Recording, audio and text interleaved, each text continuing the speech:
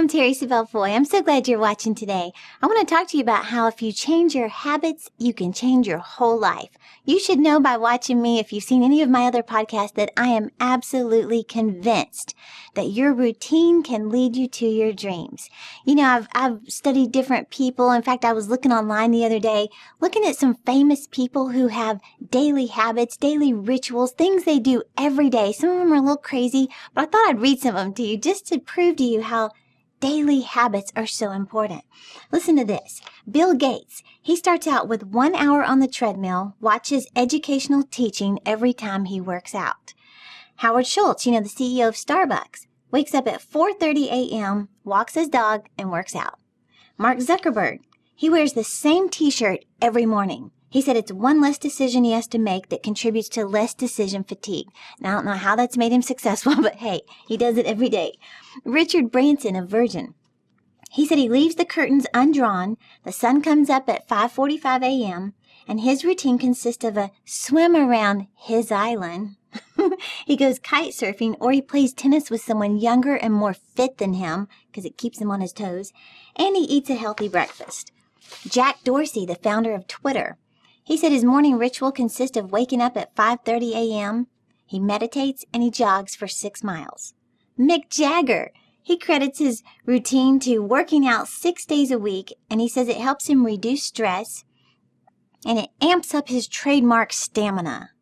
And then Stephen King, he said he drinks a glass of water or tea every morning. 8 to 8:30, he sits down and has vitamins, listens to music, sits in the same seat, and the papers are arranged in the same place. And this helps him clear his mind and be more focused. Personally, it sounds a little creepy like his movies, but hey, it helps him and he has a routine, so stick with it. But my point is that your habits can lead you to your dreams or away from your dreams. Well, Jim Rohn is known for saying that success is something you attract by the person you become. He said, if you want more, you must become more. Now, that's a statement that can absolutely change your life. If you want more, you must become more. Another thing he said, your money will only grow to the extent that you grow. He said, if you don't like the size of your money, increase the size of you. Now, isn't that a powerful statement? So your money will only grow to the extent that you grow. Well, I was thinking about that phrase and I thought, you could interchange that with other words. Your career will only grow to the extent that you grow. Your church will only grow to the extent that you grow. If you're a pastor, a youth pastor, a leader, your ministry will only grow to the extent that you grow. Your business, if you're an entrepreneur, your business will only grow to the extent that you grow. So how do you grow? Well, you have to develop habits. How do you develop habits? Through repetition. It's through repeating the same behaviors over and over, day in and day out, that are going to help you, that are going to benefit you. I was reading something about the habits of the wealthiest people versus the habits of the poor. Now, this was a statistic I hadn't read before, but it said how many of them believe in lifelong educational self-improvement. 86% of the wealthy and 5% of the poor.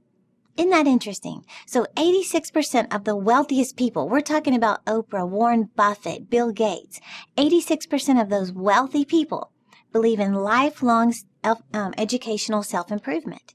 So that means you've got to decide, number one, which habit you're going to commit to that's going to cause you to improve. Well, Darren Hardy, publisher of Success Magazine, he said, I've interviewed the most successful people in the world. Jeff Bezos of Amazon, Howard, Schultz of Starbucks, Oprah Winfrey. I mean, you name it, he has interviewed them. And he said, I have discovered 2 common traits in every one of them. Number 1, they're committed to setting goals. And number 2, they're committed to continual learning. Constantly educating themselves, growing themselves. So when I say number 1, you've got to establish which habit you're going to commit to. That could be a habit of reading. It could be a habit of listening to audio teaching, during your commute to the office or while you're doing laundry, while you're cleaning house, doing something every day to grow. Number 2 is you have to establish when you're going to do it. Whenever you say, I'm going to set new habits, I'm going to start some new disciplines and behaviors in my life this year, you always have to plan a time when you're going to do it, or you may not ever do it. So that means, if you say I'm going to start reading, you would say I'm going to read from 6 to 6:20 every morning.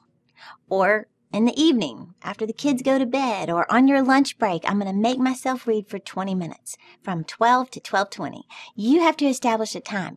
A lot of people, including myself, use their drive time to grow.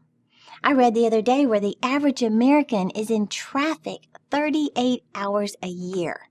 Now, they said if you live in a more urban area, that's more like 67 hours a year stuck in traffic behind the wheel. Well, that's time to grow. That's time to feed yourself, to improve yourself. So you have to decide if that's when you're going to do it. You're going to say, every time I get in the car to drive to the work, drive to grocery store, wherever it is, I'm going to make myself listen to something that's going to cause me to grow. Number 3 is prepare now.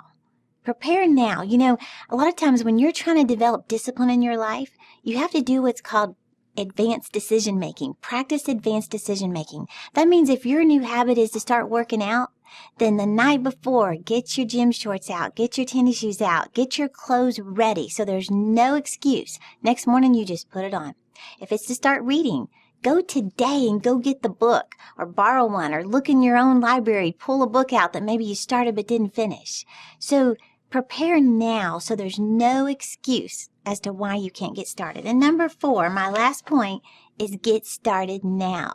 There is no perfect time. A lot of times, and I'm this way, a lot of times you want to start fresh, the first of the month or after your birthday, or let's get through the holiday, let's get through the vacation, let's get through the weekend, let's start. No, start today. W. Clement Stone, very, very wealthy man. He was known for 3 words. Do it now. In fact, he had little lapel pins that he would make his staff wear that said, do it now. Whenever there's an opportunity to put something off, remember that phrase, do it now, do it now, do it now. He said you should wake up every morning and say it 50 times. And before you go to bed, say it 50 more times. Do it now, do it now. So let me close out with this phrase. I think it was Karen Lamb who said this. She said, a year from now, you'll wish you'd started today. So no more procrastinating. Take those 4 steps, apply them in your life, and I'm believing next year you're going to be so glad you started these new habits right now. So do it now. If you're enjoying the podcast, please subscribe to this channel. Follow us on Instagram, Facebook, Twitter, so I can keep you motivated to achieve your dreams. Thanks for watching.